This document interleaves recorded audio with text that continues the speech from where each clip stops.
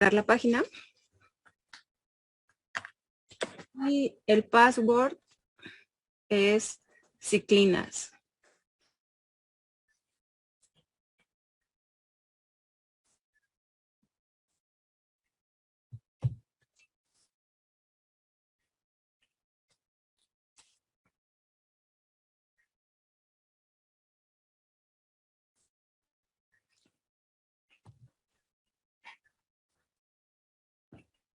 Otra vez examen en plataforma, biología molecular y medicina, hasta abajo, 6 de septiembre. Y el password es Ciclinas. Tienen 8 minutos. Son pocas preguntas. ¿Sí lo ven? Sí, doctora. Si no lo ven, ya saben, tienen que refrescar la página.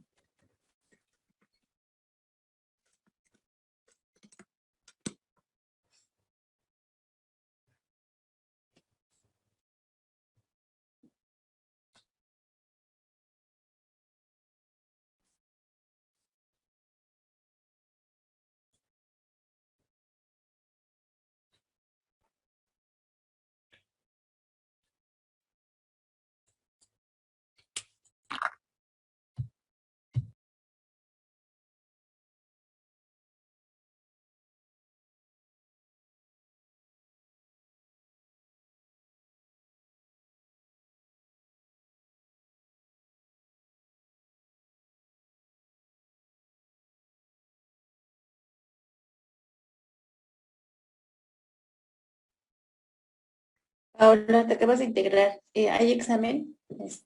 Por favor, ve a tu plataforma.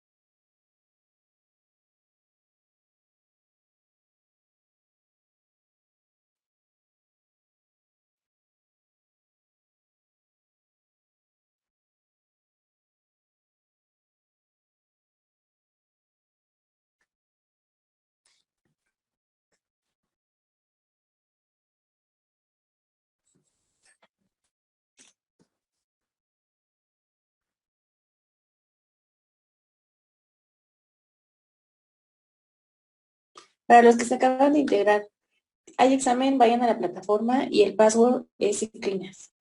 Por favor.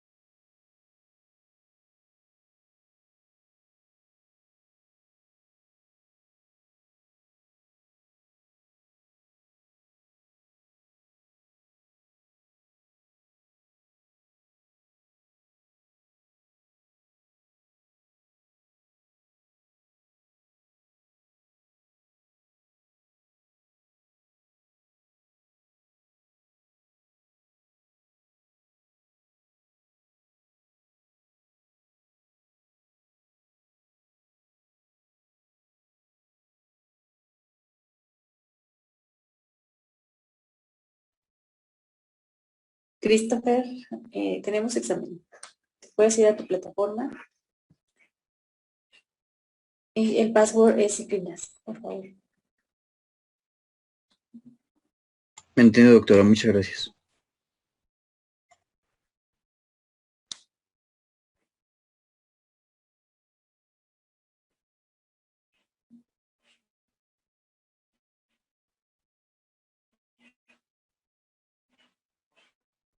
Wendy. Igual, hay examen, está en plataforma y el password es Ciclinas, por favor.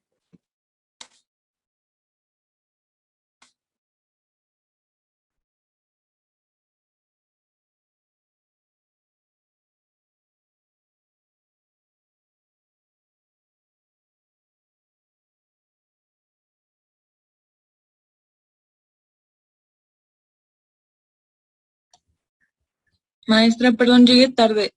¿Tenemos que hacer algo? Sí, tienen un examen y les quedan 5 minutos, 3 minutos. Entonces entra a plataforma y el password es Ciclinas. Gracias.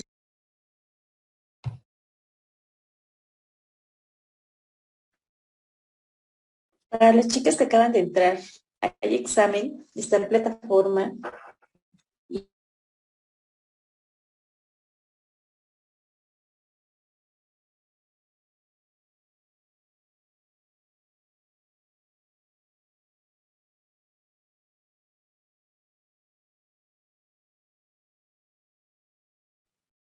Disculpe, ¿cuál es la contraseña para hacer el examen? Ciclinas. Ok, gracias.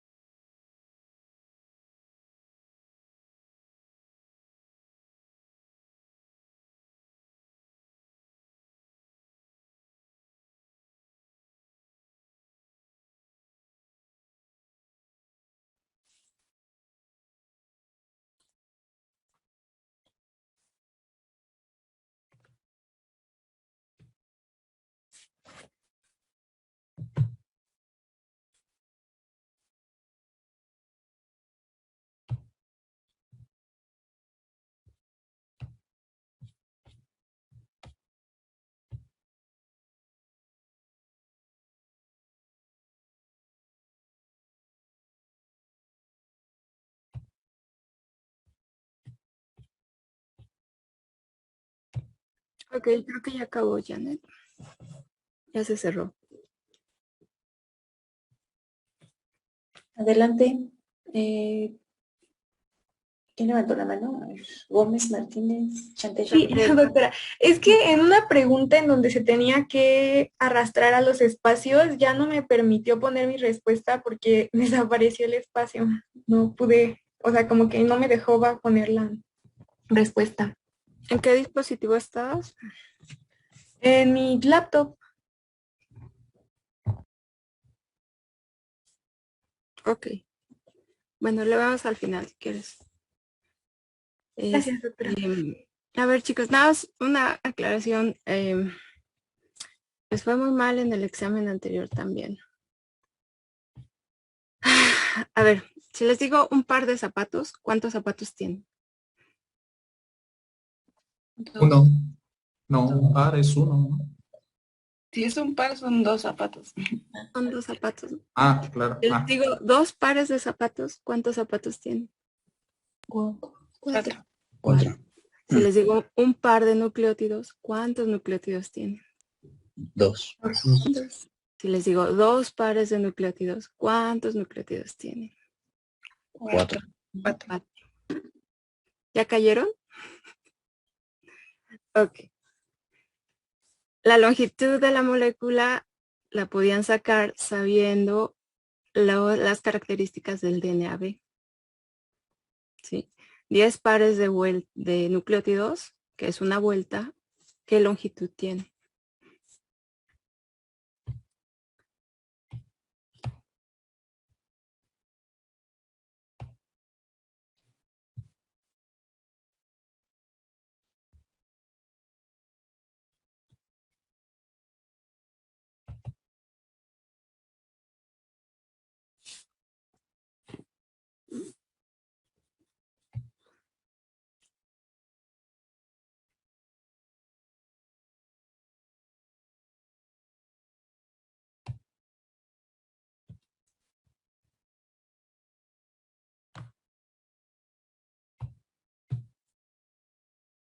¿Alguien?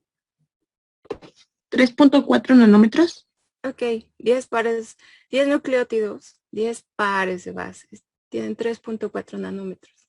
100, ¿cuántos tendrían?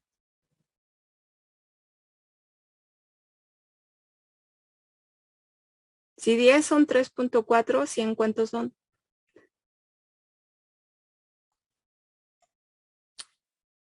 34. 34 nanómetros. 1000.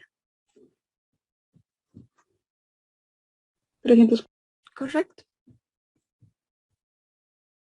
Ok.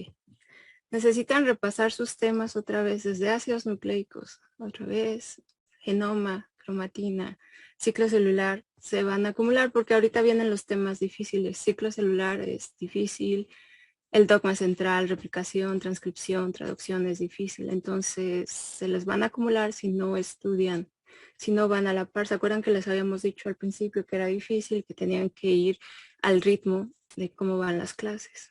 Por favor, repasen todo eso. El DEPA es en 5 clases, más o menos, como 2 o 3 semanas. Ok.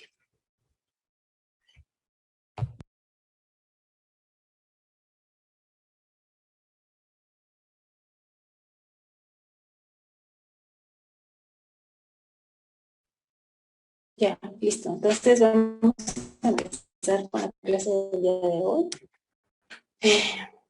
Bueno, dice que mi conexión es inestable, espero que no me corte demasiado. Entonces voy a presentar mi pantalla.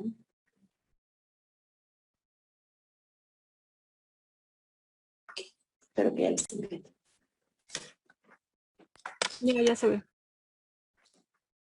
Bueno, entonces el día de hoy vamos a hablar sobre la replicación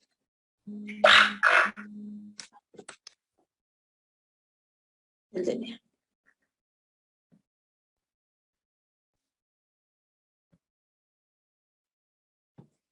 Bueno, como pueden ver aquí dice, estamos en el club de tejido molecular, ¿no? La que estamos viendo al inicio es una DNA polimerasa y como pueden ver está tejiendo un DNA, ¿ok? El día de la próxima clase espero que ya podamos ver la transcripción y entonces vemos una RNA polimerasa y lo que se está produciendo pues es un RNA. Y al final tenemos a un ribosoma, ¿no? Y su producto, como pueden ver, pues es un producto proteico. Entonces, ¿cómo va a estar estructurada la presentación? Primero vamos a hablar de los componentes que participan en la replicación del DNA y después ya vamos a ver cómo se regula y finalmente mencionar la importancia no solo en la célula, sino también como blanco terapéutico. Muchas de los, o algunas de los agentes quimioterapéuticos utilizan la replicación del DNA como blanco en las células cancerosas. Entonces, para ponernos en contexto, recordar que este proceso de síntesis de DNA, de generar nuevas cadenas, ocurre en la fase S del ciclo celular. Esta es la estructura de un cromosoma humano, recuerden que es lineal, y tenemos en los extremos los telómeros, tenemos también aquí un centrómero, y como pueden ver en verde, se marcan los orígenes de replicación, y digo orígenes porque en el caso de los eucariontes, y particularmente de humanos, existen múltiples sitios en donde se va a iniciar el proceso de replicación, porque se imaginan, son cromosomas muy largos, y si iniciáramos, no sé, en alguno de los extremos para replicar todo ese cromosoma, nos llevaríamos demasiado tiempo. Por lo tanto, una forma de hacer mucho más eficiente este proceso es tener múltiples sitios de origen y de esta manera pues terminar mucho más rápido. Aquí después de que se replica, como pueden ver, tenemos entonces 2 cromosomas que van a permanecer unidos durante la fase S, durante la fase G2 y después se van a separar en la fase M, como ya vimos en la clase pasada, y a cada uno de estos cromosomas va a recibir el nombre de cromátida, ¿no? Aquí están las 2, entonces son las cromátidas hermanas. Esto, aquí solamente estamos viendo un cromosoma, pero esto pasa para cada uno de nuestros cromosomas dentro de la célula. Se piensa o se estima que hay aproximadamente entre 30 a 50,000 orígenes de replicación en todo el genoma. Estos orígenes de replicación van a ser reconocidos por el complejo de reconocimiento del origen o ORCE. Ahorita vamos a hablar de él con más detalle. Pero bueno, recuerden, es en fase S, es en la interfase, en la mitosis se separan y luego ya tenemos nuevamente 2 cromosomas o bueno, un juego de cromosomas en cada célula. Los sustratos base para la síntesis del DNA, por un lado son los desoxinucleótidos trifosfato, que pueden ser tanto, bueno, aquí están los 4. Recuerden, la estructura general es el azúcar, la base, y hay 3 grupos fosfato. El que es más cercano a la base se denomina alfa, beta y gamma. También por otro lado necesitamos un templado o un molde, que en este caso es la hebra de DNA, que es lo que vemos aquí abajo, y esta hebra, que va a ser la hebra molde, va a determinar entonces la secuencia o el nucleótido que debe de entrar para que la síntesis vaya creciendo. Otro punto importante es que las DNA polimerasas, que es la enzima responsable de llevar a cabo la síntesis, no tiene la capacidad de iniciar por sí sola esta síntesis. Requiere de un grupo OH, que lo vemos aquí, para entonces ir adicionando los nucleótidos. En este caso, este primer fragmento que va a ser el donador o que va a ser la guía para que se adicionen los nucleótidos y que va a proporcionar el grupo 3OH, va a ser un pequeño primer, que se le denomina primer, pero es de naturaleza de RNA y es sintetizado por una RNA polimerasa, de la que vamos a hablar en un momento. Aquí abajo lo que vemos entonces es el proceso, la catálisis. ¿Cómo ocurre? Bueno, tenemos el templado o la hebra molde, que estoy señalando en la parte de abajo, y después tenemos este pequeño primer, que va a ser el que va a tener el grupo 3'OH libre. Vemos cómo se va incorporando un nucleótido, y este grupo OH va a hacer una hidrólisis o atacar este grupo fosfato alfa, y también debe haber un apareamiento de bases para que entonces primero se genere el enlace fosfodiéster y después ya queden estos puentes de hidrógeno entre estas 2 bases que vemos, que es una timina y una adenina. Se le va a liberar pirofosfato y así va a ir creciendo la cadena, nucleótido por nucleótido. ¿Hasta aquí tienen alguna pregunta?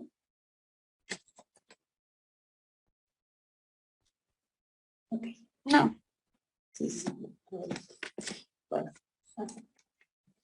Entonces, como les mencioné, la enzima responsable de hacer esta catálisis es la DNA polimerasa.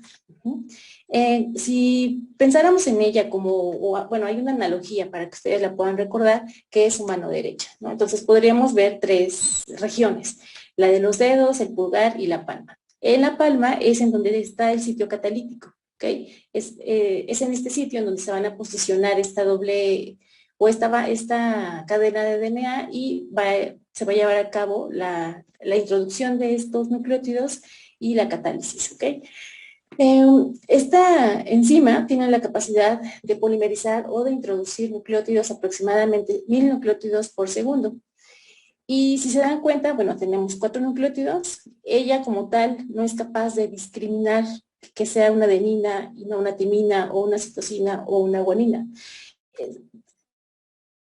Parte de su especificidad se da por la capacidad que tienen las bases de formar los enlaces o los puentes de hidrógeno. Entonces aquí lo que vemos es que cuando hay un apareamiento entre la base entrante y la previa y que es adecuado, entonces digamos que hay un acercamiento preciso para que este grupo 3'OH pueda llevar a cabo esta hidrólisis del grupo alfa, del fosfato alfa, y entonces la generación del puente del enlace fosfodiéster.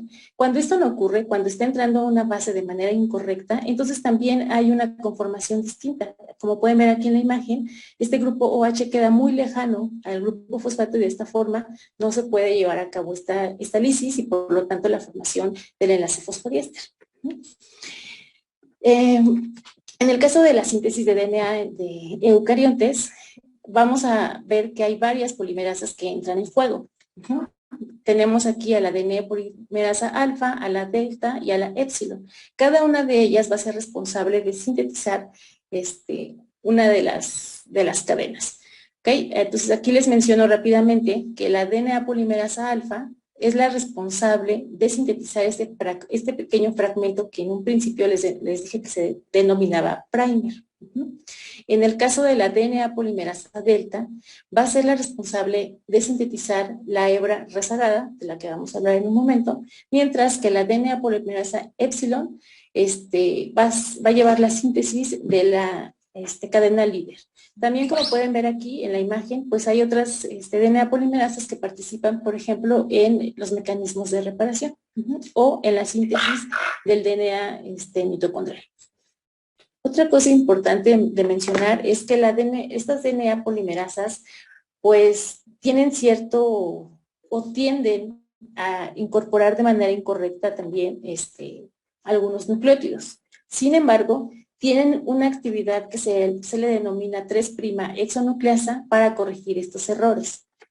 ¿Okay? ¿A qué me refiero con esto?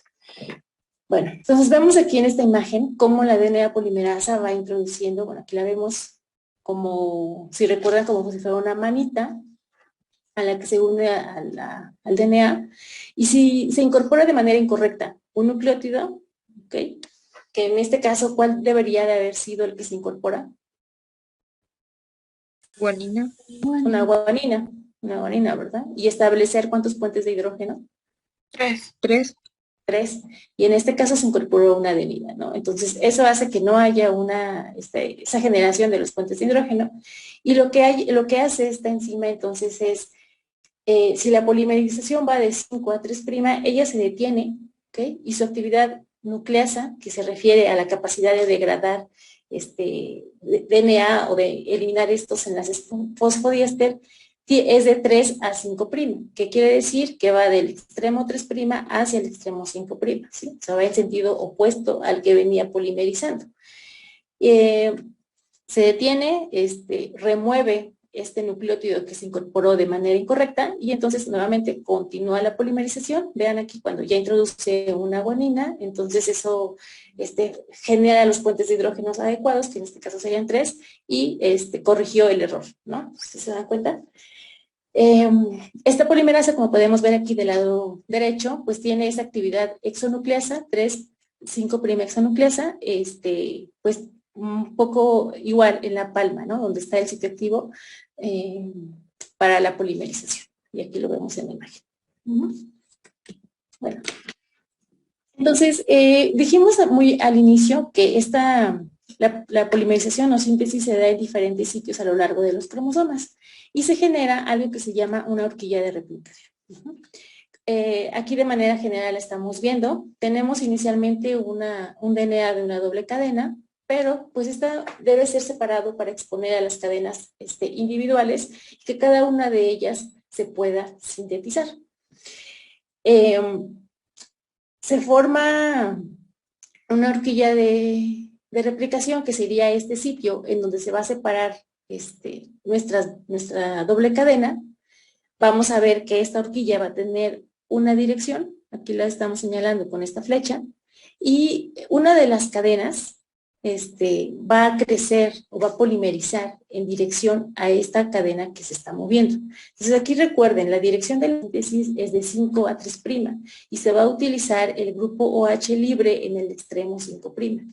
Entonces, en verde, aquí les estoy señalando, está este pequeño RNA, este pequeño primer de RNA, que recuerden va a ser el donador de este grupo OH, y después inicia la síntesis cadena de manera continua, y a esta síntesis o a esta cadena se le conoce como cadena líder, ¿ok? Que va en dirección al movimiento de la horquilla de replicación. A medida que se vaya abriendo ese DNA, y polimerizando, esta cadena va a seguir esa misma dirección, y entonces así se le denomina síntesis de la cadena conductora o de la cadena líder. Sin embargo, si vemos la cadena de abajo, ocurre algo contrario. Esta cadena inicialmente tendría una dirección 5, 3', ¿ok? Y recuerden que debe ser complementario, pero antiparalela la interacción.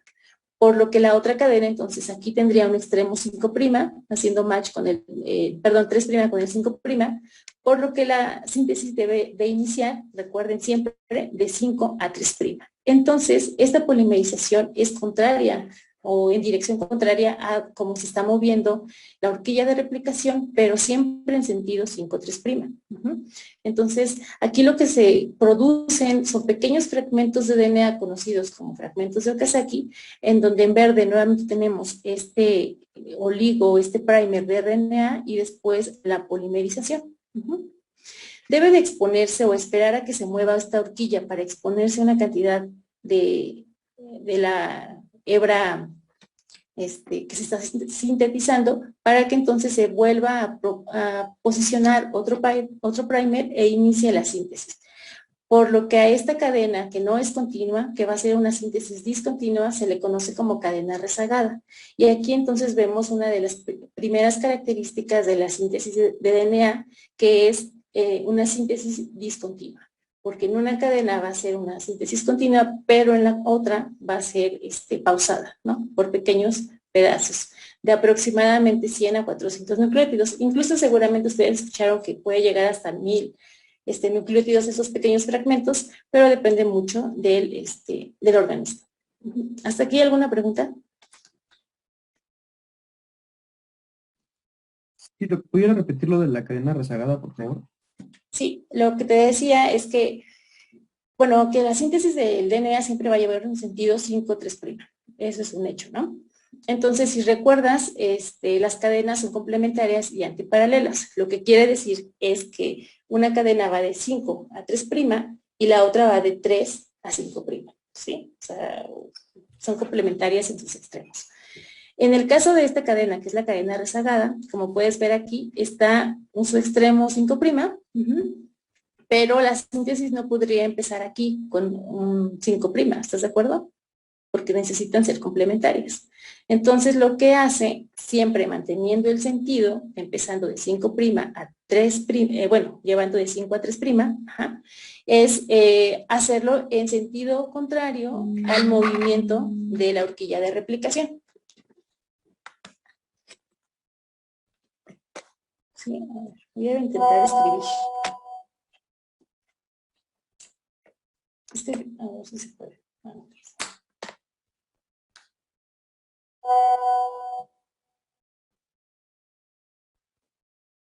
Christopher, adelante.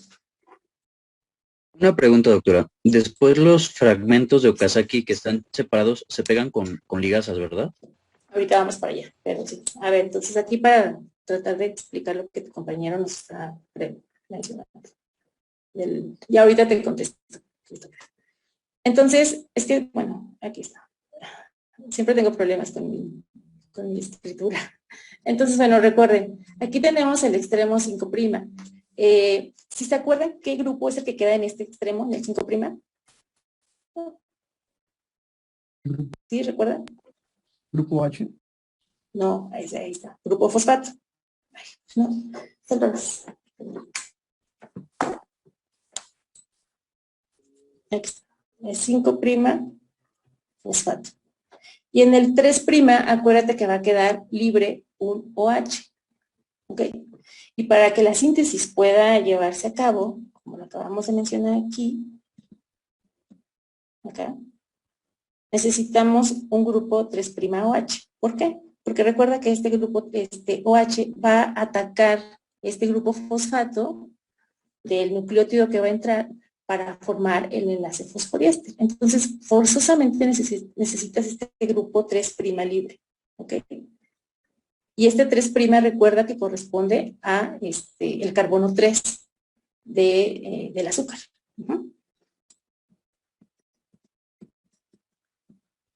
Entonces aquí ya vimos que separamos nuestra molécula de DNA. Ajá. Entonces nuestra cadena inicial está aquí en gris. Ajá. Si te das cuenta, aquí tiene un 3', un grupo, bueno, aquí tiene un extremo 3' y bueno, va avanzando y el 5' queda más adelante, ¿no?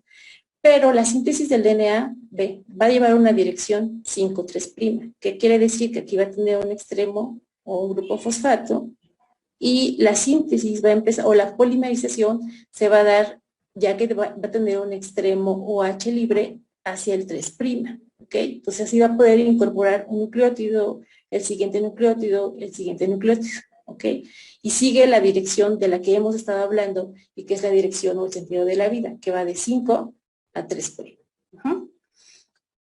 Y entonces esta síntesis de esta cadena, como podemos ver aquí, es continua, ¿ok? No son fragmentos, es continua. O sea, la enzima se va a unir y va a empezar a polimerizar, a introducir nucleótidos y nucleótidos y nucleótidos. Esta horquilla o esta apertura de nuestro DNA tiene una dirección, como la podemos ver aquí, marcada con esta flecha. Esta síntesis de la cadena líder va a seguir esa misma dirección, o la enzima va a seguir esa misma dirección de polimerización. Lo que te decía en la otra hebra es que aquí tiene un extremo 5', y tú no podrías sintetizar a partir de aquí 5'3', porque entonces ya no estaríamos cumpliendo esa regla de complementariedad y de antiparalelo. ¿Sí te das cuenta? Por lo que, entonces lo que hace, a ver, lo voy a borrar esto otra vez.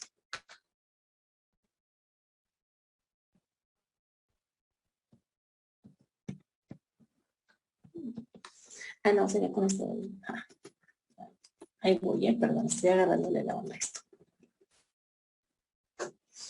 A veces es más fácil. ¿Estás en PowerPoint o en Zoom? Sí, no, Ok. como sí. A veces es más rápido en Zoom. Ok, entonces, para poder cumplir con la regla de complementariedad, entonces tenemos que la cadena de la hebra rezagada va a seguir la misma dirección, es decir, 5', 3', porque recuerden que en el 3' va a estar el grupo OH para que pueda polimerizar, pero va a ser en pequeños fragmentos, ¿ok? Lo que les comentaba entonces es que la síntesis de esta cadena, que es en fragmentos pequeños, va a ser o va a seguir la dirección contraria a la horquilla o al movimiento de donde se está abriendo, ¿no? Porque esta va en esta dirección. Pero la síntesis de esta, que es 5'3', va en sentido contrario. También les comentaba que debe de exponerse aquí una mayor cantidad de DNA para que entonces se posicione nuevamente un pequeño primer que va a ser el donador del grupo OH en su extremo 3' y la polimerasa empieza a adicionar pues nucleótidos, ¿ok? Estos fragmentos pequeños, de aproximadamente entre 100, 200 pares de bases, incluso 1000 pares de bases en algunos organismos, se les denomina fragmentos de Okazaki. ¿Okay? Esto, pues, porque el investigador que los describe, pues justamente tiene ese nombre, Okazaki. A esta hebra que se está sintetizando de forma discontinua, también se le conoce como hebra rezagada. Y estas características hace que la síntesis de nuestro DNA entonces se denomine que es una síntesis discontinua, porque una cadena va a ir siendo retrasada o esperando a que se abra aquí esta molécula de DNA y la otra va a ser una síntesis continua. ¿Sí? ¿Quedó más o menos claro? ¿O pude resolver tu duda? Sí, doc. Muchas gracias. Espero que sea verdad. Ok, entonces, también mencionar que en esta horquilla, que ahorita vamos a ver ya más sus componentes, participan diferentes proteínas. Entonces, si recuerdan, les mencioné previamente que hay tres enzimas o tres polimerasas que van a entrar en juego, ¿no? La que va a sintetizar la hebra continua, ¿cómo se llamaba? Alfa, ¿no? Es la polimerasa épsilon. ¿Okay? La polimerasa alfa también se conoce como primasa. Primasa porque su nombre viene del inglés primer. La DNA polimerasa alfa, y aquí viene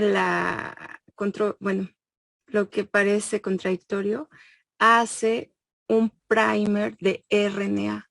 O sea, es una DNA polimerasa, pero hace un primer de RNA. Esa es su única función.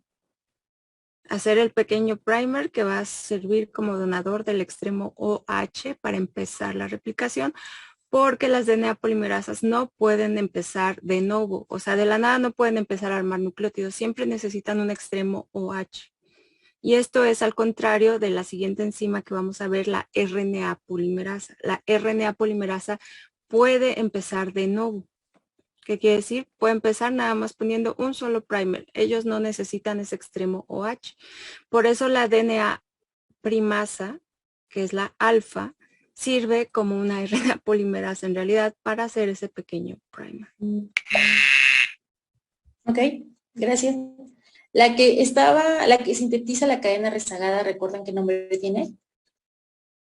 Delta. Delta. Delta, exacto, es la delta. Y la otra polimerasa, que es muy importante, que justamente lo que estaba comentando la doctora, que sintetiza este primer, que es un primer, pues una molécula, un pequeño fragmento de RNA. ¿Quién la sintetiza? Alfa.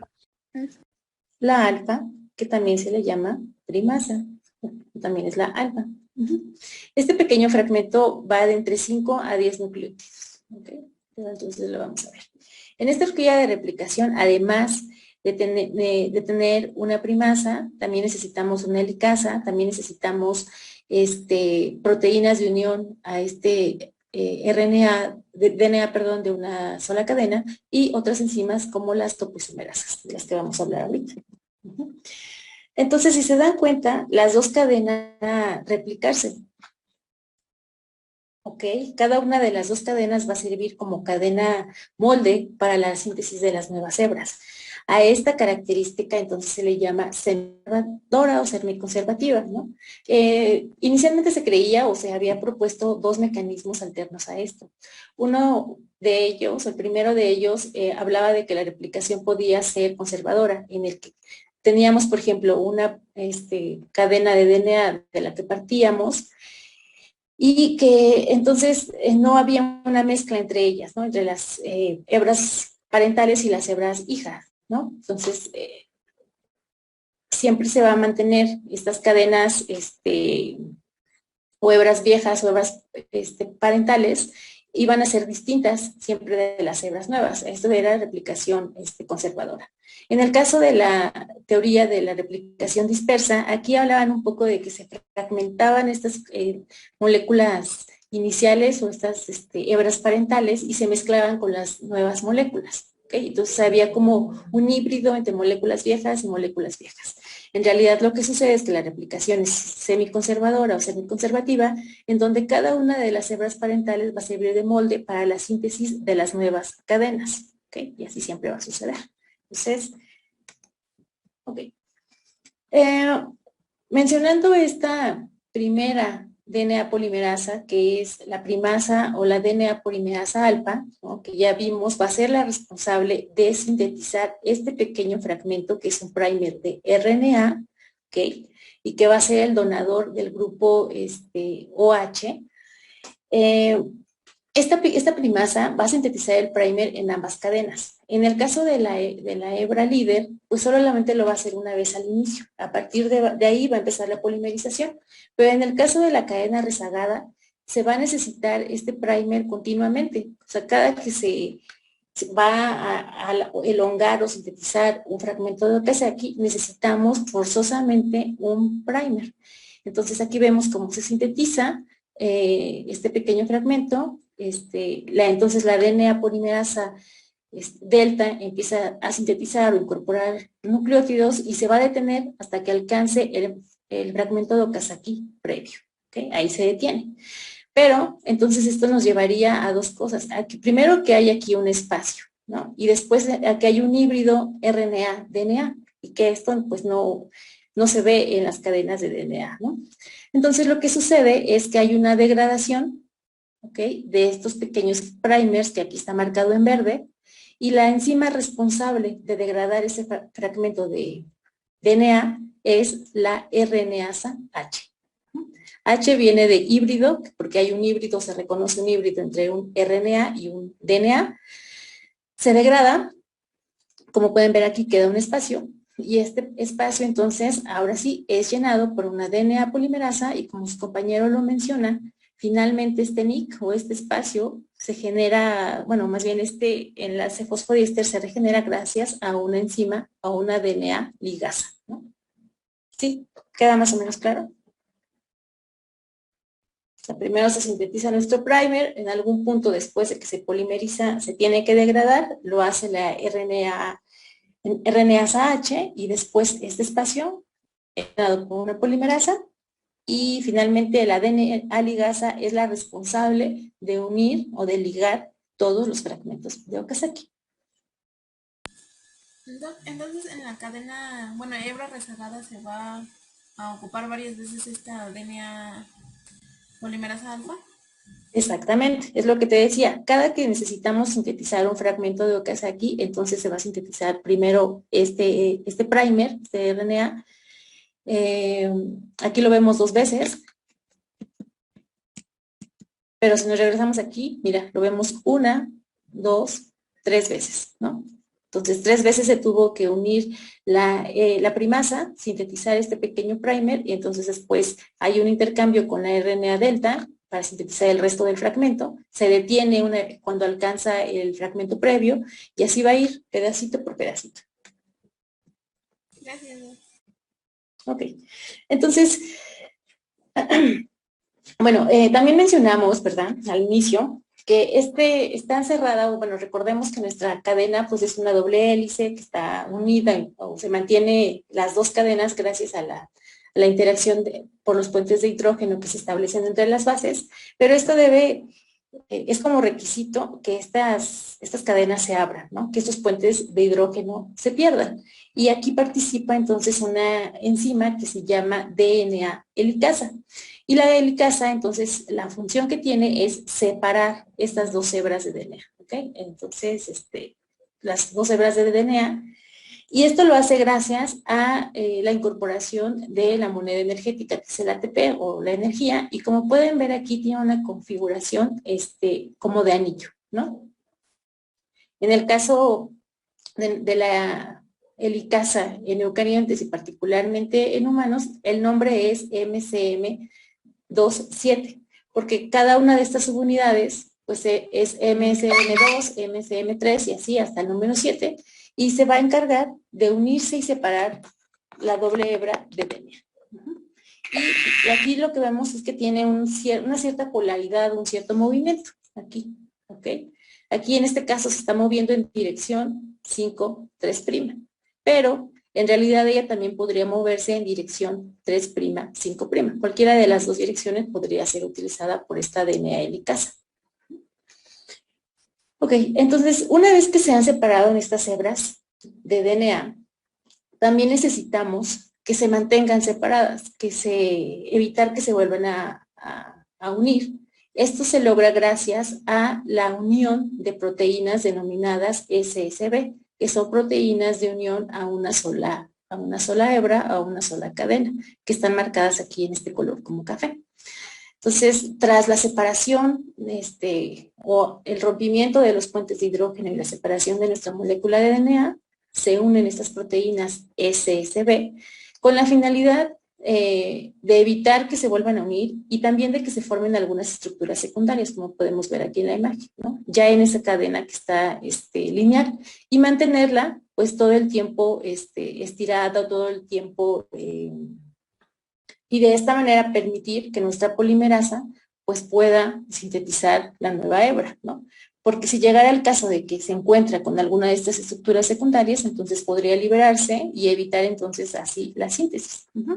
Entonces, estas proteínas de unión a una sola hebra pues son importantes, como ya lo dijimos, porque estabilizan y además protegen el DNA de la degradación.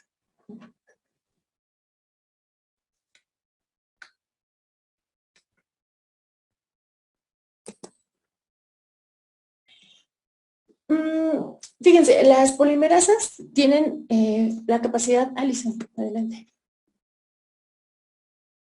Sí, nada más era para ver si puede repetir la parte de, porque se le decía también 2.7, es que no entendí. Ah, sí, claro, sí. Como puedes ver aquí es un anillo, ¿no? Y entonces este es un complejo proteico en donde tenemos varias proteínas unidas para formar ese anillo o esta rosca que se ve aquí, ¿ok? Y se le denomina o se llama MCM27, porque entonces cada una de estas subunidades, una de ellas es MCM2 y también la que sigue es MCM3, 4, 5, 6, 7, ¿ok? Si las cuentas son 6. Es un complejo hexamérico, que quiere decir que son 6 proteínas que están unidas, todas ellas en conjunto se le denomina helicasa, y por eso cada una de sus unidades tiene un número. Nada más es eso. Entonces aquí lo que les decía, bueno, entonces nuestra polimerasa o las DNA polimerasas tienden a unirse a su DNA blanco o a su cadena, pero también tienden a disociarse o desasociarse después de agregar ciertos nucleótidos. Y entonces aquí vemos que hay estas enzimas pueden dividirse entonces en enzimas de alta procesividad o de baja procesividad. Cuando hablamos de procesividad, nos referimos al número de nucleótidos que es capaz una DNA polimerasa de introducir cada vez que se une. Y como ejemplo tenemos Vean, tenemos nuestra cadena molde, que está en gris, tenemos nuestro primer de RNA, que está en verde, y recuerden siempre va a estar el grupo OH, que va a ser necesario para la síntesis. Se va a unir la polimerasa, y en el caso de que la polimerasa sea de baja procesividad o no procesiva, lo que pueden ver es que va a agregar o adicionar un nucleótido y se va a disociar o separar de esta molécula de DNA. En el caso de las enzimas que tienen una mayor procesividad, nuevamente vemos cómo se une, adiciona varios nucleótidos y después se puede separar. ¿Ok? En el caso de la síntesis de DNA, la polimerasa es una polimerasa de alta procesividad, pero que además se ve favorecida por la interacción con otras proteínas.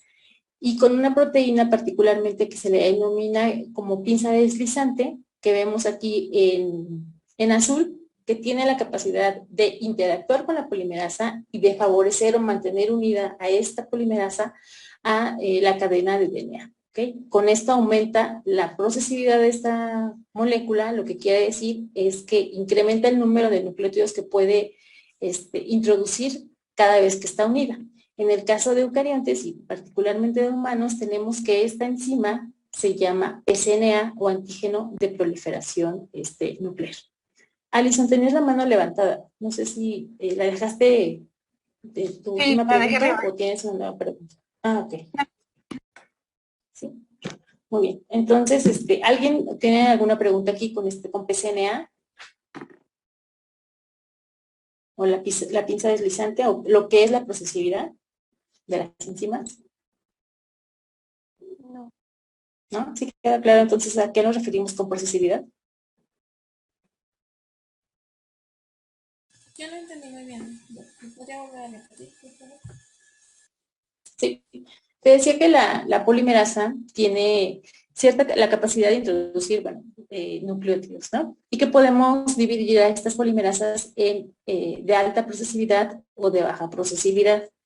que cuando hablamos de procesividad nos referimos al número de nucleótidos que puede introducir o cada vez que se une a al DNA blanco.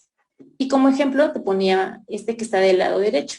Entonces, primero tenemos aquí nuestra hebra molde que está en gris, nuestro primer de RNA, y cuando tenemos una enzima de baja procesividad, lo que sucede es que esta enzima se une a esta molécula molde, va a catalizar la introducción de un nucleótido y se va a liberar o separar.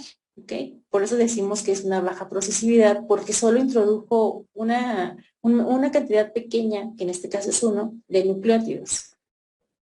Necesita volver a unirse para volver a introducir otro nucleótido.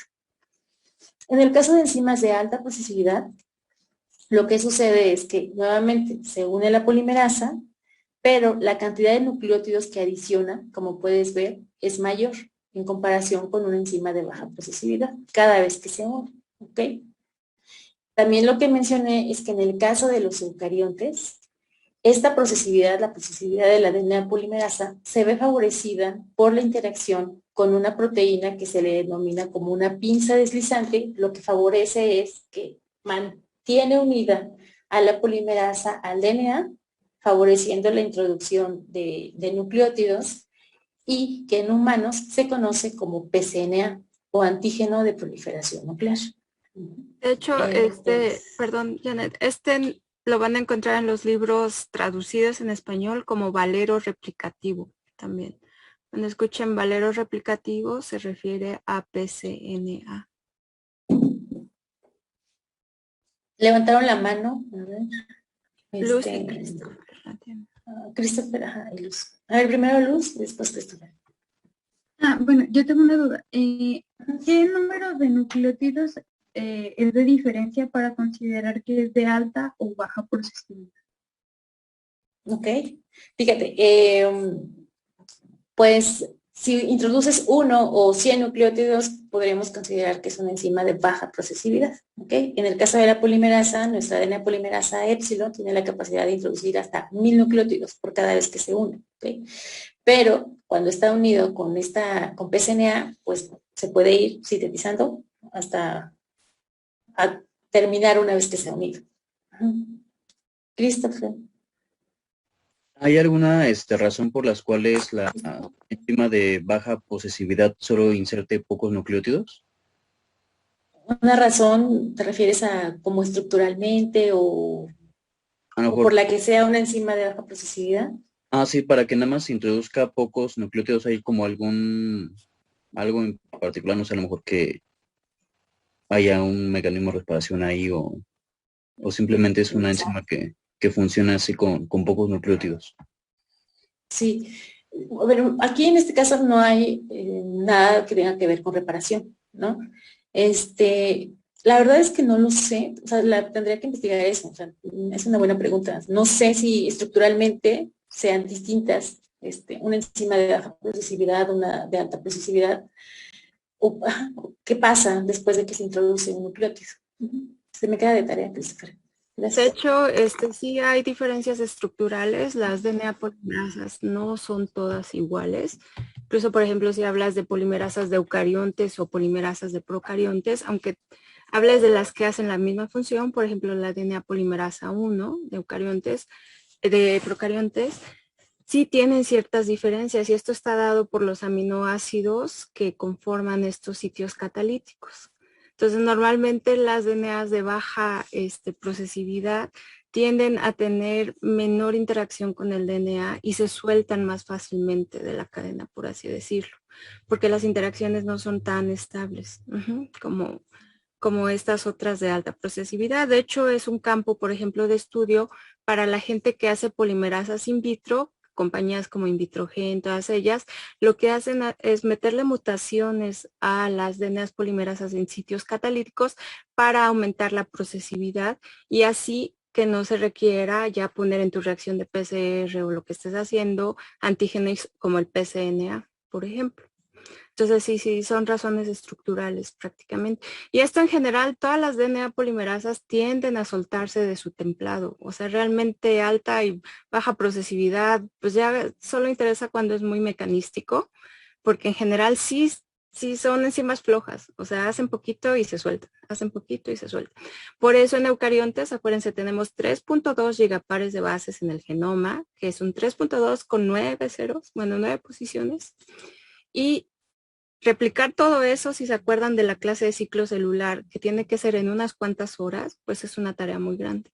Por eso necesitas estos antígenos de altísima procesividad para que la polimerasa pum se arranque y pueda terminar la replicación en su horquilla. Gracias.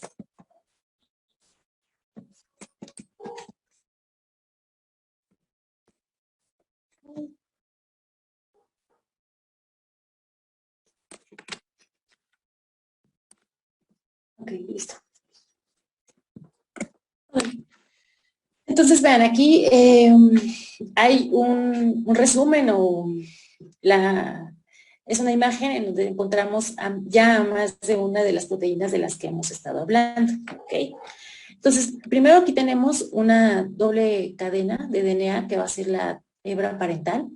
Y como les dije, necesitamos una polimerasa, perdón, una DNA helicasa que va a separar esta doble cadena, que aquí la vemos en amarillo, y que dijimos es un complejo hexamérico. También vemos en acción estas proteínas de unión a cadena sencilla o una sola hebra para evitar que se formen estructuras secundarias y que se mantenga protegida esta cadena. De este lado, o aquí arriba, lo que estamos viendo también es nuestra DNA polimerasa, que está unido en este caso, por ejemplo, a esta pinza o este barril deslizante que es PCNA, ¿okay? Que vamos a decir que esta hebra que se está sintetizando, que está en color rojo, es la cadena líder, y del lado contrario, entonces vemos la cadena rezagada. En azul está nuestra primasa, que recuerden va a ser la responsable de sintetizar estos pequeños fragmentos de RNA, a partir del cual entonces nuestra polimerasa delta va a empezar a la síntesis de la cadena complementaria. Y vemos en rojo que es la nueva cadena y que son los fragmentos de Okazaki. Entonces aquí vemos entonces, la cooperación completa de las enzimas de la que hemos estado hablando. Sin embargo, si se dan cuenta, a medida que esta helicasa va avanzando y separando esta doble cadena de DNA, lo que se va a provocar es un súper enrollamiento del DNA que está enfrente o que está por delante de la helicasa. ¿Okay? Y esto necesita ser resuelto. Y la enzima que participa en este proceso, entonces, es la topoisomerasa. Y aquí lo vemos. Viene la helicasa, que está unida a una de las dos cadenas de DNA, continúa separando a esta doble cadena, y lo que se genera aquí por delante es un súper enrollamiento, ¿no? Que lo vemos aquí, y necesitamos liberar esa tensión. Podría ser... Tantito antes de que avances, ¿sí entienden qué es eso del superenrollamiento? ¿Sí se lo imaginan o como que todavía es algo muy abstracto? ¿Sí? A ver, Christopher. Es como de sintetizarse y se hiciera como un nudo, ¿no? Como que se volviera a enredar nuevamente. Ajá. ¿Pero por qué? ¿Por qué se hace un nudo? A lo mejor por las cargas de los grupos fosfatos. Por las cargas de los grupos. A ver, Alison, ¿tú qué dijiste que sí? Mande. ¿Por qué se hace el superenrollamiento? Por la tensión, ¿no? Que se va creando, que va creando la helicasa al ir desenrollando. ¿Pero por qué se crea la tensión? Ay, no sé. Luz. Sí, o sea, sí van bien, pero ¿por qué? Luz.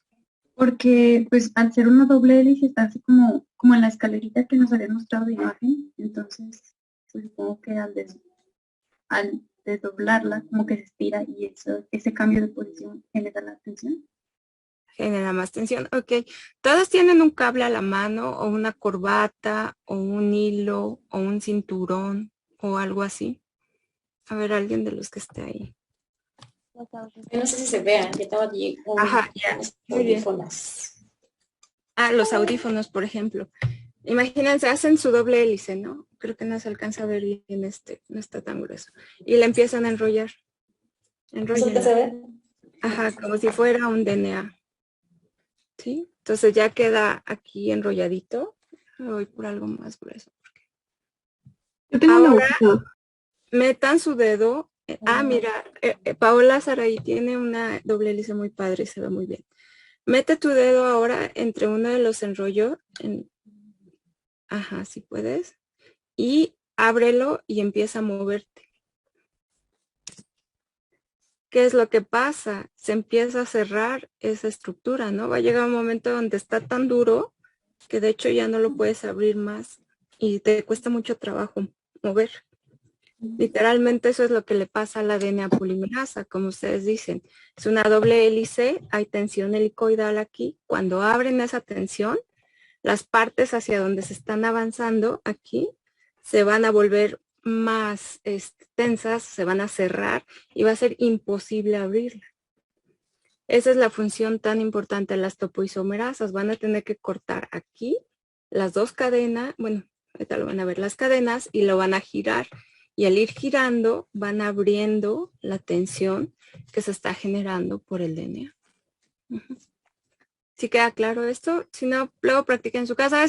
Bueno, pues creo que ustedes ya no los conocieron, pero antes los teléfonos tenían un cable helicoidal. Sí, los llegaron a ver, a lo mejor en casa de sus abuelitos. Bueno, pues esos cables siempre se hacen un montón de bolas. No sé si las han visto, hay que estarlos desenrollando todo el tiempo. ¿Por qué? Porque eso es parte de la misma tensión helicoidal. En este caso, bueno, es un cable de una sola cadena, es monocatenario. Ahora imagínense de dos cadenas, ¿no? Ya. Entonces, bueno, como les comentaba, se genera tensión, superenrollamiento y una de las primeras propuestas es pensar que podría girar, ¿no?, el cromosoma para liberarla. Pero recuerden que son moléculas muy largas, lineales, pero muy largas de DNA. Entonces, una de las estrategias es usar una enzima que se llama topoisomerasa, que tiene la capacidad de cortar el enlace fosfodiéster, ya sea en una o en las dos cadenas, permitir que gire este DNA y volver a a formar ese enlace fosfodiéster. Entonces tenemos dos, la de tipo 1 y la topoisomerasa de tipo 2. En el caso de la topoisomerasa de tipo 1, únicamente va a separar o a cortar una de las dos cadenas. ¿Okay? Aquí vemos que hace este corte. Hay un giro, como pueden ver aquí, de esa cadena para liberar esa tensión. Gira. Y nuevamente vuelve a restablecer ese enlace fosfodiéster. De aquí, como si no hubiera pasado nada. Durante todo este tiempo, la topoisomerasa no suelta el DNA, ¿no? O sea, se mantiene unida a él. En el caso de la topoisomerasa 2, lo que hace aquí es romper o cortar las dos cadenas. ¿Okay? Y nuevamente, estos enrollamientos o superenrollamiento que está delante de nuestra horquilla de replicación o de nuestra maquinaria de replicación de la helicasa, va a liberar tensión y va a volver a formar los enlaces fosfodiéster de ambas cadenas. ¿Okay? Esa es la diferencia entre la topoisomerasa 1 y la topoisomerasa 2. Okay. Solo para mencionar, que se me olvidó decirlo aquí, en este punto, a todo este conjunto de proteínas se le conoce, que están posicionados en la horquilla de replicación, se le conoce como replisoma. ¿Hasta aquí tienen alguna pregunta?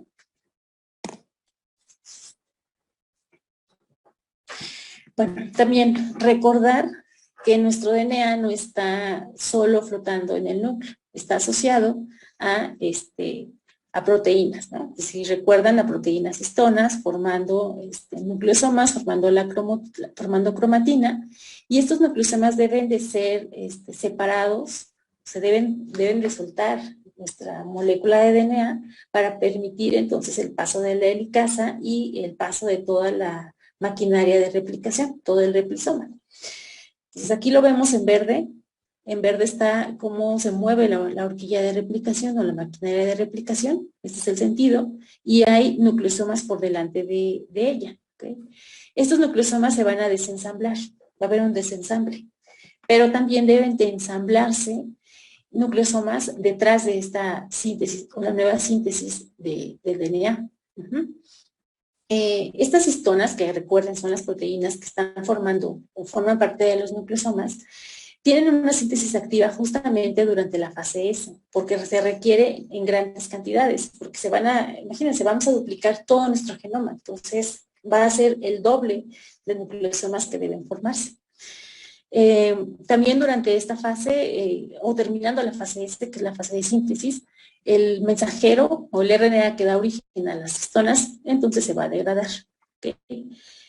Hay una forma muy particular en la que se ensamblan y se desensamblan. Al parecer, la H2A y H2B se desensamblan y se mantienen como dímeros, mientras que H3 y H4 como tetrámeros. Y para permitir el ensamble de los nuevos nucleosomas, hay proteínas que participan en esto que se le conocen como chaperonas, que acompañan a estas histonas para el ensamble. Y aquí vemos dos distintas. Pero lo que ustedes se tienen que quedar es que hay proteínas accesorias que ayudan o favorecen a este ensamble de los nuevos nucleosomas. Y también mencionar que no necesariamente en cadena recién sintetizada se van a unir exclusivamente histonas recién sintetizadas, sino va a haber un híbrido. Puede haber histonas parentales en una cadena nueva y viceversa. En la cadena parental puede haber histonas de nueva síntesis. ¿Okay? Va a haber una mezcla ahí de histonas. Eso, nada más para que quede. Christopher. Ahí en ese esquema, la chaperona serían la NAP1 y la CAF1. Exacto. NAP1 y CAF1 serían las proteínas chaperonas, las chaperonas que van a acompañar a las histonas para ensamblar los nuevos nucleosomas. Okay, muchas gracias, doctor. Sí.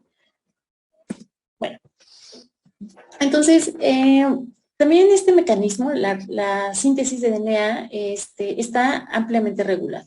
¿Okay? No, porque algo que debe de ocurrir una vez que al sintetizar el DNA es que es una sola vez por ciclo celular. ¿Okay? Si recuerdan, únicamente ocurre en fase S, pero además cada uno de los cromosomas debe replicarse una sola vez. Entonces hay una cierta forma en la que se va a regular esta replicación. Primero, durante la fase G1 se van a establecer los sitios o los orígenes de replicación. Y lo primero que va a suceder una vez que se determinan es que se va a cargar o se va a adicionar a nuestra helicasa, que está aquí en forma o en color rosa. Eso va a ocurrir durante G1, pero no va a ser activa hasta entrar a la fase S. Y en la fase S se activa esta helicasa por acción de las CDKs de fase o de las sinasas de fase S. ¿Quién me recuerda cuáles son estas sinasas? Que están unidas a las ciclinas de fase S. La CDK2 y la CDK1. Exacto. Entonces, ellas van a participar en la fosforilación de nuestra helicasa. Y esa fosforilación va a ser la señal de activación, ¿ok? Porque aunque esté previamente unida, no va a estar funcionando. Hasta que se fosforila, entonces va a ser la señal que va a marcar, ahora sí, el inicio de su actividad. Entonces aquí la vemos a la helicasa ya fosforilada y la primera enzima que se une o la primera DNA polimerasa es la polimerasa epsilon, que va a ser, recuerden, la responsable de sintetizar la cadena líder. Después se va a unir nuestra DNA polimerasa alfa o la primasa que va a sintetizar el pequeño primer de RNA y después la polimerasa delta, responsable de sintetizar la cadena rezagada. Entonces aquí lo vemos. Tenemos el DNA en la fase G1. Lo primero que pasa es que se une ORCE, que es el complejo de reconocimiento de origen, que como dijimos también en eucariontes hay múltiples sitios de origen o de donde se va a llevar a cabo la síntesis.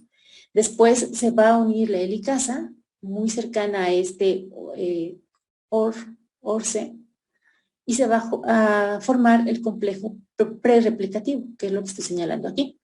Este complejo prereplicativo no va a ser activo en fase G1, lo va a hacer hasta que pasemos a la fase S, que es donde se va a llevar a cabo la síntesis de DNA, y esto se va a dar gracias a la fosforilación, tanto del complejo prereplicativo como de nuestra helicasa. Tenemos que evitar que se introduzcan o se carguen o se unan nuevas helicasas. Y la forma de evitarlo es que este complejo ORCE permanece fosforilado durante la fase S. ¿Ok? Entonces, a lo que quiero decir es que los sitios en donde se va a llevar a cabo la replicación se establecen en la fase G1, se activan en la fase S, que es propiamente en donde se va a llevar a cabo la síntesis, y ya no se va a permitir la unión de nuevas helicasas. Ya lo que estaba unido previamente va a ser lo único que va a participar en la síntesis. ¿Ok? Una vez que ya se sintetiza todo este complejo ORCE va a permanecer fosforilado durante la fase G2, durante la fase M, que la célula está exclusivamente enfocada en la mitosis. Después de eso se va a defosforilar, ¿ok? Y entonces nuevamente podemos, o se permite la unión de la helicasa de una nueva helicasa a los sitios, o al reconocimiento, o a los sitios de inicio de la replicación. Y con esto nuevamente tenemos un ciclo. Y es una forma en la que se evita una endoreplicación o una re-replicación y por lo tanto una replicación defectuosa del DNA. Y es lo mismo que vemos aquí de este lado en forma de ciclo, ¿no? Nuevamente en G1 se reconocen estos sitios, se posiciona la helicasa junto con el ORCE, pero se mantiene inactiva hasta la fase S, es donde se activa por acción de las sinasas dependientes de ciclina, se fosforilan y después de que lleve a cabo toda su actividad o toda la síntesis, las helicasas se van a, bueno, primero ya se movieron, se van a mover durante la síntesis, se van a desensamblar o van a dejar de estar unidas al DNA, ¿ok? Y no se va a permitir la unión de nuevas helicasas hasta que lleguemos a la fase G1 del ciclo celular. Y es una forma de regular que la síntesis de DNA ocurra una sola vez por cada ciclo celular. ¿Ok? ¿Sí queda más o menos claro?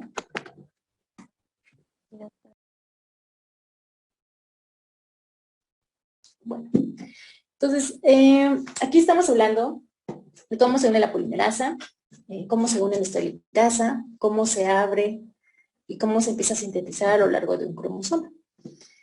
Pero recordemos que los cromosomas eucariontes son lineales primero y que ya habíamos hablado de que en los extremos de los cromosomas, que es lo que vemos aquí, hay ciertas secuencias que son repetidos en tándem. Que esta es la secuencia de este repetido en tándem, que se repite pues varias veces. Esto hace o provoca que la síntesis de este DNA de extremo, que son los telómeros, sea distinta o un tanto distinta a lo que es la síntesis del resto del cromosoma. ¿Ok? Entonces, primero tenemos, como dijimos, que los telómeros son la región más lejana o los extremos de nuestros cromosomas. Aquí se posicionan o se encuentran estos repetidos en tándem, pero no están así solitos también, ¿no? Están protegidos, porque de otra manera, este DNA que está en una sola cadena puede ser reconocido y degradado, ¿ok? Y entonces, por lo tanto, está protegido por un complejo proteico que se le denomina shelterina. Se une a estos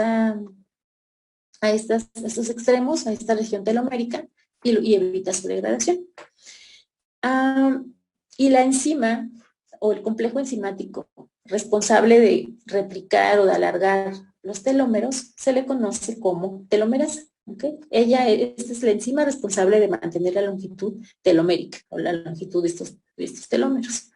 Entonces aquí lo que vemos en la parte de abajo están las dos cadenas o dos cadenas de DNA, tenemos una hebra parental y aquí tenemos esta secuencia que sobresale, ¿ok? Y la responsable de alargarlo va a ser lo que vemos aquí en verde, que es la telomerasa. Una característica de esta enzima, la telomerasa, es que posee su propio molde que va a ser complementario a esta cadena de DNA que sobresale. Y la característica de este pequeño molde, o que también se le conoce como primer, es que es de RNA. ¿Hasta aquí tienen preguntas?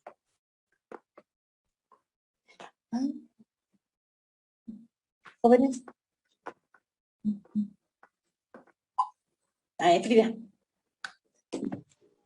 ¿Me podría repetir lo de shelterina? No sé si lo pronuncié, no entendí muy bien. Sí, shelterina. Ajá.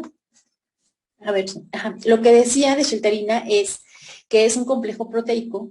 Son múltiples proteínas que las vemos aquí en diferentes colores como TRF2, TRF1, o sea, son varias proteínas y que en conjunto se le conoce como shelterina y que van a estar unidas en estos extremos, en los telómeros, ¿okay? Protegiendo de la degradación a esta secuencia de DNA.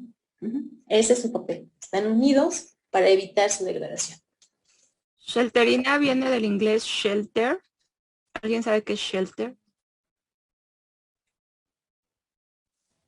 ¿Escudo? Es como escudo, ajá, un shelter, como refugio. Como un refugio, ajá. Exactamente, un shelter para, por ejemplo, los indigentes, ¿no? Van a los shelters. Por eso se le puso ese nombre shelterina, la falta de imaginación de los investigadores, ¿no? Es el refugio prácticamente del final de los cromosomas. Esto es como, los cromosomas se los pueden imaginar como la agujeta de sus tenis. Ustedes todos tienen tenis, ¿no? Y conocen las agujetas y al final ven que hay como una tapita de plástico. ¿Qué es lo que pasa cuando esa tapita de plástico se les rompe? Pues normalmente la agujeta se empieza a deshacer completamente. Lo mismo pasa con el DNA. El DNA es muy lábil, está expuesto, por ejemplo, a la degradación por nucleasas, por otro tipo de condiciones. Entonces, estas shelterinas van a funcionar como esa capita de las agujetas en los extremos de los cromosomas que se llaman telómeros y van a proteger al DNA de la degradación porque, acuérdense, estos telómeros, ¿se acuerdan que eran unas secuencias a las que le llamamos mini satélites? Que eran repeticiones en humanos TT, TTAGGG, TTAGGG, etc. Entonces, si se pierde este mini satélite, pues a lo mejor no hay tanto problema porque son solo repeticiones, no codifican para nada, no son parte de nada. Pero si se empieza a perder mucho y se va ya a la región de los cromosomas donde hay genes, pues ahí pueden perder información genética. Y esto ya es catastrófico para una célula. Entonces, esa es la función de los telómeros, proteger de la pérdida de material genético al cromosoma, y los telómeros a su vez están protegidos por las shelterinas, que de hecho, si quieren traducirlo, serían las refugiorinas. Ok. Creo que Christopher tenía otra pregunta, Janet. Sí.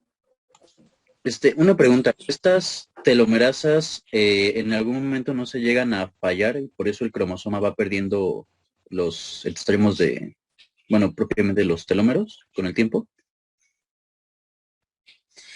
Bueno, fíjate, en realidad la telomerasa es una enzima que no está activa en todas las células, ¿no? O sea, está activa en un cierto tipo celular y durante un tiempo, porque justamente acortar los telómeros es un mecanismo, pues también como de recambio celular, ¿no? Para que la célula deje de dividirse y que marca el final de, pues, la división activa de la célula. De la vida, es un marcador de senescencia. ¿Se acuerdan que hablábamos de quiescencia y senescencia en ciclo celular? El acortamiento de telómeros son marcadores de senescencia, que quiere decir que la célula se hace viejita. De hecho, se llama senescencia replicativa, justamente cuando se alcanza una crítica de estos telómeros, deja de dividirse. ¿Se Y si me la... cortó o se está cortando? Sí, se está No, cortando. seguramente soy yo. Sí, es que luego soy yo. Creo que No, esta vez creo que soy yo. No sé si ya me escuchan mejor o creo que yo no entendí qué dijiste. Ya se escucha Pero no sé Ok. si los demás entendieron. No. Ok, lo que les decía, ajá, como dijo la doctora, a este mecanismo se le llama senescencia.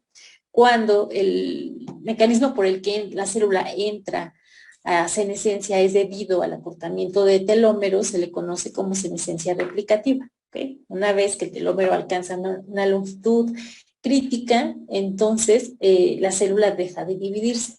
La telomerasa es una enzima que está activa en células troncales, por ejemplo, ¿no? Y también se ha visto activa en células cancerosas. Y si recuerdan, una célula cancerosa tiene esa capacidad de dividirse, ¿no? Incluso si no existen condiciones adecuadas. Y uno de los muchos mecanismos por que lo hace es porque se activa la telomerasa, enzima que no debería de estar activa. De hecho, en cáncer es uno de los primeros mecanismos que se activan.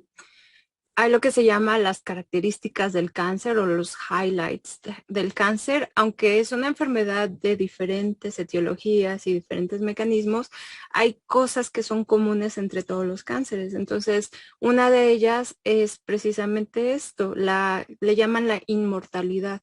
¿Qué quiere decir? Las células ya no activan programa o ya no son, ya no responden a senescencia, aumentan su actividad de telomerasa y entonces en todo momento están amplificando estos extremos de los cromosomas.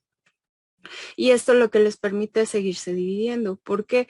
Porque a las células también, si tú les causas daño por pérdida de material cromosómico, aunque sean cancerígenas, se pueden ir a apoptosis. Entonces, esto es como un mecanismo que usan estas células para contrarrestar esta senescencia. Activan la telomerasa cuando normalmente no debería estar activa.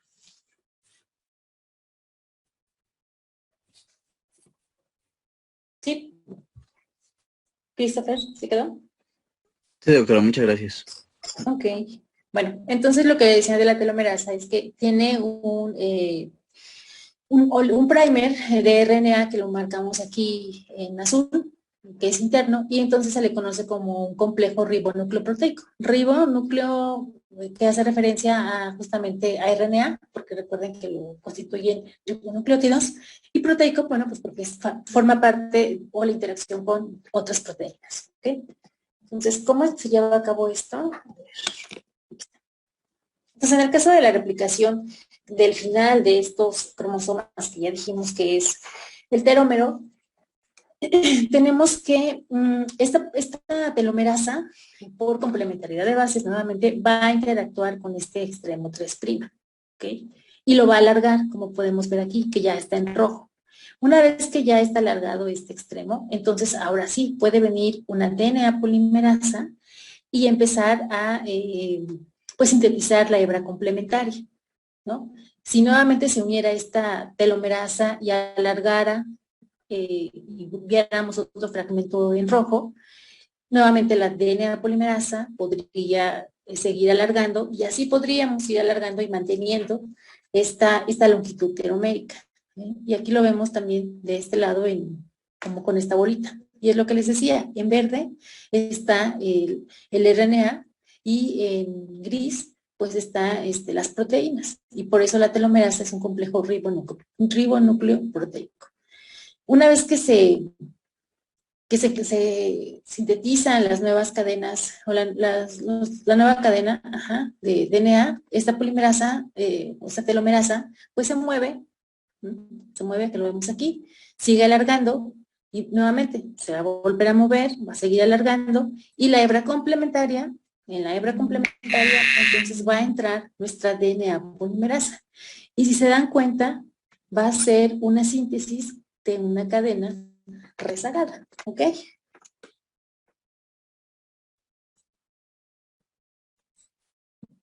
¿Sí? Entonces, con esto vemos cómo se forman, o los componentes de la replicación, de la maquinaria de replicación, cómo va a irse moviendo la horquilla de replicación y en este caso el replisoma a lo largo del cromosoma, y al final la síntesis de los telómeros, ahí ya participa la enzima telómerasa.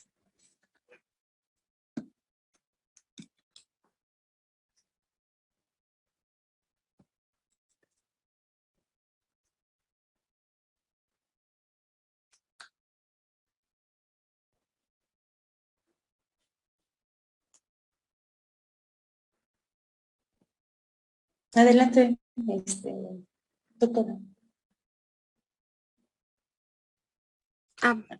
¿Ya acabaste? Ok.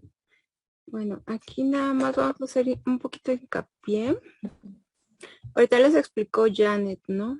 Que las polimerasas son las enzimas que sintetizan DNA, que requieren un extremo libre OH 3' que está dado por un primer para poder hacer esa síntesis de los fosfatos, que su estructura es como si fuera una manita prácticamente. Podrían verlo así como una manita donde el DNA iría como entre el pulgar y en la palma. Entonces, de hecho, se llama dominio de palma este. Sin embargo, algo muy importante es que estas polimerasas tienen una función tanto de síntesis como de nucleasa. ¿Qué quiere decir? Tienen un centro catalítico de polimerización, que es el P. Aquí es donde añaden los nucleótidos para hacer el polímero. Y tienen un centro aquí que es de edición, edit en inglés. Este es súper importante porque cuando se llega a agregar un nucleótido que hace mal apareamiento, si se acuerdan, habíamos dicho que el DNA tiene una estructura muy específica, purinas con pirimidinas, siempre dan un ancho, por ejemplo, base. Si se aparean purinas con purinas o pirimidinas con pirimidinas, pues la estructura de ese DNA cambia. Normalmente es censado en este centro catalítico y la cadena se mueve al centro de edición. En el centro de edición va a haber ese corte para poder poner de nuevo el nucleótido que corresponde. Esta actividad es lo que se llama proofreading en inglés. Proofreading. ¿Qué significa proofreading en español? Son dos palabras. Proof. Lectura de prueba. Lectura de prueba, exactamente. Entonces, a la vez que va sintetizando, va haciendo lecturas de prueba esta polimerasa. ¿Por qué eso es importante? Esto le da una alta fidelidad a las enzimas. Fidelidad en este sentido se llama a qué tan fiel es la cadena que estoy sintetizando a mi cadena molde. Entonces, gracias a esta actividad de proofreading, más o menos van a meter un error cada 10 a la 10 nucleótidos. Entonces, acuérdense, 10 a la 10, ¿cuántos ceros lleva? ¿Cuántos ceros más lleva?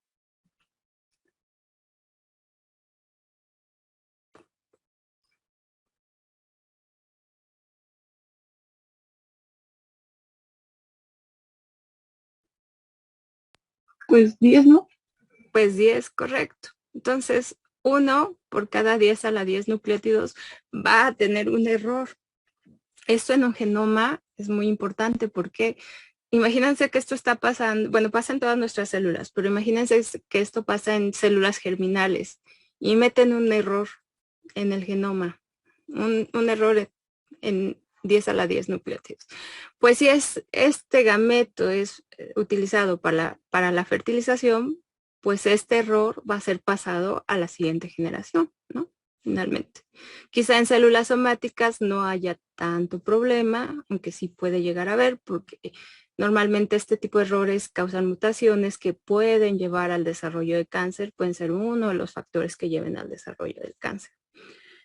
Pero bueno, ok, entonces la polimerización per se, ¿se acuerdan que tenemos la polimerización 5' a 3'? Causa aproximadamente 1 por 10 a las 5 errores. Si ustedes empiezan a meter la actividad de proofreading y, por ejemplo, vamos a hablarlo más adelante, pero ahorita se los menciono. Hay dos enzimas que siempre van persiguiendo a la polimerasa, son como, es un par de proteínas que se llaman de reparación por mal apareamiento y siempre están checando, son las chismosas, siempre están checando lo que hace la DNA polimerasa.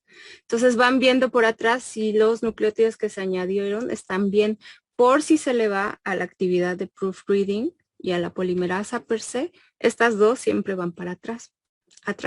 Entonces, si ustedes combinan todos los sistemas que están vigilando esos errores, al final, por eso les sale que la fidelidad de la polimerasa es más o menos de 1 por 10 a la 10 errores en esos nucleótidos.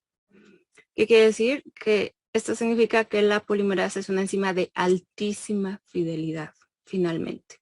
Porque es lo que quieren cuando ustedes replican una célula, tienen que generar el genoma idéntico y dividir a la célula en dos, ¿no? Y esto también es de suma importancia, por ejemplo, en la formación de gametos, porque ustedes no quieren dejar errores ni mutaciones en un gameto, técnicamente. Sin embargo, como ven, no es infalible. Sí llegan a haber errores y prácticamente estos errores de mutación, estos errores en la polimerasa pueden llegar a causar mutaciones. Son uno de los eventos más importantes en la generación de mutaciones. Y esto lo vamos a ver más adelante cuando veamos mutaciones y reparación. Pero son muy importantes también porque las mutaciones son el motor de la evolución. ¿Qué quiere decir? Nosotros como organismos, estos pequeños cambios nos van a dar a lo mejor una ventaja o una desventaja o ser neutros. Entonces, si nos da una ventaja, es una posibilidad de cambio. Es muy importante que haya mutaciones en los organismos, no solo en humanos. Pero acuérdense, esas mutaciones no necesariamente son perjudiciales. Pueden ser benéficas también o pueden ser neutrales. Ok, y la otra cosa, nada más que ya los últimos 3 minutos que les quería mostrar.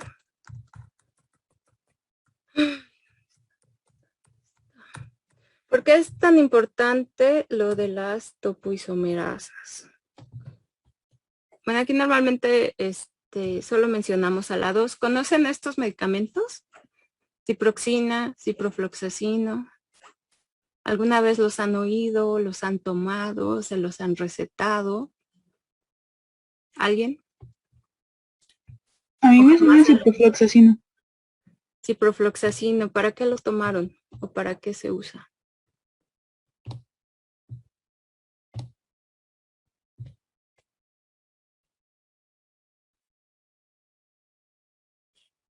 Es un antibiótico, ¿no?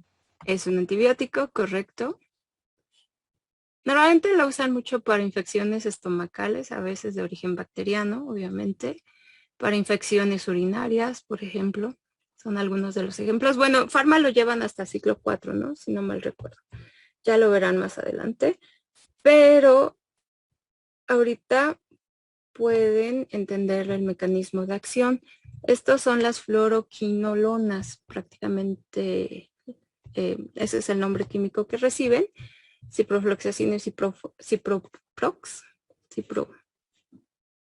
ciproxacina, perdón. Son los nombres comerciales, pero bueno, es un bactericida y es un bactericida porque inhibe a las topoisomerasas de los procariontes. Esas topoisomerasas reciben el nombre de girasas. En procariontes son girasas, nosotros no tenemos girasas, tenemos topoisomerasas, ¿no?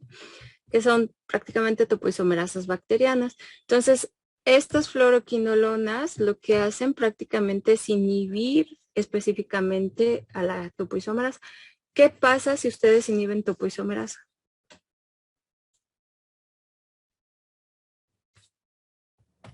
¿Hay un superenrollamiento? Exactamente, no hay quien libere el superenrollamiento. Entonces, ¿ustedes creen las bacterias se van a poder replicar? No. Ese es el mecanismo de acción de las fluoroquinolonas. Ahora, las fluoroquinolonas no actúan sobre la topoisomerasa 2 de eucariontes, gracias a Dios, y tenemos un antibiótico que combate específicamente bacterias, pero no nos da a nuestras topoisomerasas. ¿Qué pasaría si inhibiéramos nuestras topoisomerasas?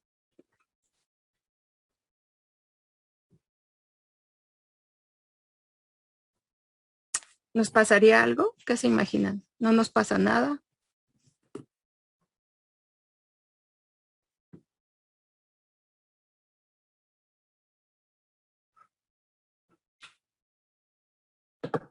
¿Dejaría de replicarse nuestro ADN de nuestras células? Dejaría de replicarse nuestro ADN y las células no podrían hacer ciclo celular. Y de hecho, eso es uno de los mecanismos también que se usa. Exactamente con las antraciclinas. ¿Las han escuchado? Antraciclinas, por ejemplo, la doxorubicina. ¿No la han escuchado en otra materia? No. No, nunca. Bueno, qué bueno, porque este medicamento se usa como un anticancerígeno. Normalmente para ciertos tipos de cáncer se les receta doxorubicina. La doxorubicina es una droga que entre uno de los mecanismos que hace es inhibir, de hecho, la topoisomerasa 1. Además de que genera radicales libres y causa ciertos daños en DNA, etc. Pero, ¿por qué se usa la doxorubicina en cáncer? Porque acuérdense que las células cancerígenas se están reproduciendo todo el tiempo muy rápido, están proliferando y no responden a los sistemas de control del cuerpo. Entonces, esta proliferación excesiva obviamente requiere replicación de DNA. La replicación de DNA requiere abrir esa molécula y empezar a hacer horquillas de replicación y liberar tensión. Entonces, cuando ustedes le dan doxorubicina a un paciente con cáncer, están atacando a todas las células, pero especialmente a las células cancerígenas que están proliferando muchísimo. Y al atacarlas y al inhibirles su replicación es uno de los mecanismos para hacer, evitar o tratar de reducir esa proliferación. ¿Ok? ¿Tienen preguntas de esta parte?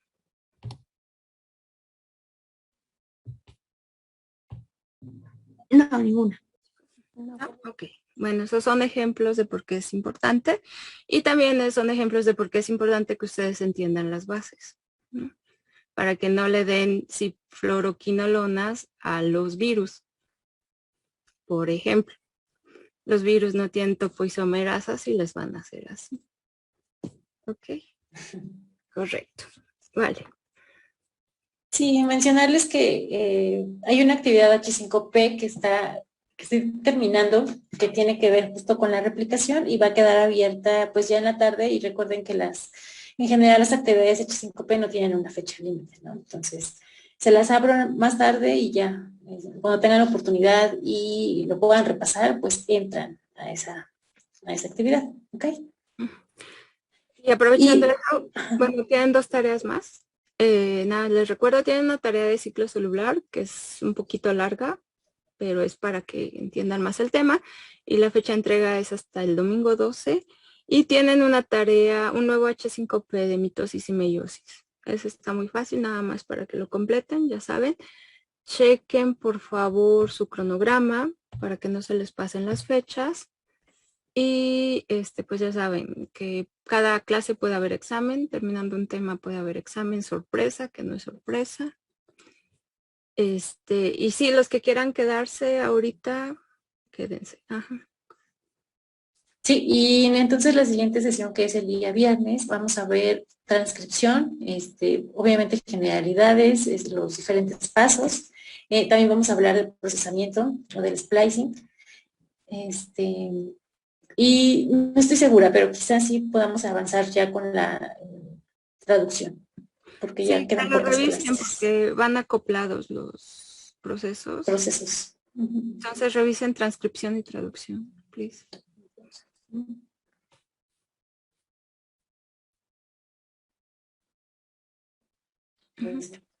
Sí, gracias. Bueno, pues si ya no hay nada, ya son libres los que se quieran quedar. De hecho, por cierto, necesitamos hablar con López, Arevalo y Villafán, que tuvieron problemas en el examen pasado. Bueno, aprovechando antes de que se vayan, todos están aquí. A veces cosas pasan y no pueden entrar a los exámenes como hoy o no los presentan. ¿Qué es lo que va a pasar? cuando pase esto, al final de la clase no hay problema, los movemos a una sala y vamos a hacer examen oral para que lo recuperen, para que recuperen esta calificación. Entonces, si llegan a tener problemas, ya saben, tienen que avisar, no luego de, tuvo un problema, no se vale que nos avisen ya que les demos calificaciones. Entonces, tiene que ser en el momento. Pero bueno, o sea, pueden recuperar los exámenes y les vamos a hacer los exámenes orales, entonces no hay problema. Ok. No sé si quieras decirles algo más, Jenny. No, nada. Nos vemos, cuídense, buen día. Bye. Nos vemos el viernes. Gracias. Gracias, excelente día. Doctora. Doctora, entonces eso de la reposición, ¿usted nos avisaría? Tiene que ser